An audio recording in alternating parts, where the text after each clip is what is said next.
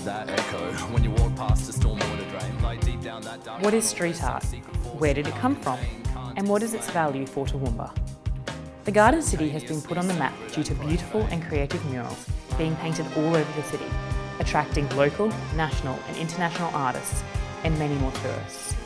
Today we're going to find out why street art is drawing people to Toowoomba. Them gypsy sewer mutants about to rise up out the gutters. Mango treehouse possum people about to bust your window shutters. First Coat is a 2-week-long festival celebrating, creating and promoting street art. It attracts successful artists to Toowoomba and draws many more crowds of tourists from around the state. David Usher is a successful artist embracing the street art movement. He recently painted a mural at Toowoomba's CBD in conjunction with First Coat. I guess my work is primarily landscape, abstracted landscape, and that's what I planned for this wall. The thinking behind painting trees in this laneway was that there's actually no trees in the street, so that was going to be, in terms of interrupting or affecting the environment, I thought that was probably a positive step. The shape of the wall is always a factor when you're painting murals. So the window, where the windows are placed in the wall was a factor. So I'm responding to what's here. My name's Stewart. I'm one of the directors here with Contraband Studios and the curator-coordinator with the First Coat Festival. So Contraband is a studio space, a gallery, an aerosol store and a shared working environment. So the festival didn't come out of nowhere. We did have a lot of projects working within the CBD that sort of built up to that point. So we had a pleasure of working with ArtsLink in 2012 to deliver an animating spaces project. And we invited internationally acclaimed artists that were Australian-based to be a part of a project in Toowoomba. So that saw 4 artists come up from Sydney, 1 from Brisbane, and they collaborated with local artist Ian McCallum to deliver a piece of public art in a laneway. And the response from that was really overwhelming, really positive. The community was really excited by that. Toowoomba was really sitting in a really interesting place that was really quite welcoming to that idea. So for Toowoomba to come around with this idea, it has been a long push. Even from our first year to our third year, people's understanding of what graffiti is or what public art is or what muralism is and street art as a whole, which quite more often than not is put under that banner. And that's just something that makes people feel like they understand it if they put it under a particular name.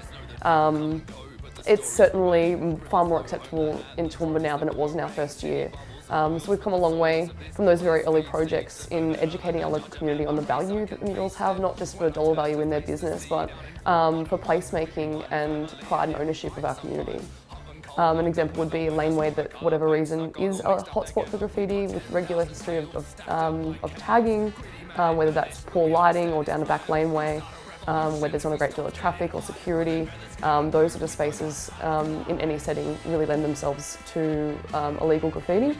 So that was something that we used public art to transform those spaces. So 20 years ago, you had to be in a city that had galleries, contacts, dealers. Putting your work on the world stage was a lot more complex. I mean, it's really in an interesting place of being heavily undocumented. So whether that's, it's a commonly called street art, but a lot of artists wouldn't associate themselves as a street artist. Whether they're coming from a graffiti background, they'd be a graffiti writer, a fine arts background that's experimenting in the public space. So it's just an artist in general. We actively, outside of the festival, are pushing for education of both illegal versus legal graffiti and providing a platform for young artists or just young people in general to utilise wall space and experiment. It's amazing the number of people who otherwise probably would never walk into a gallery who are coming to look at the murals.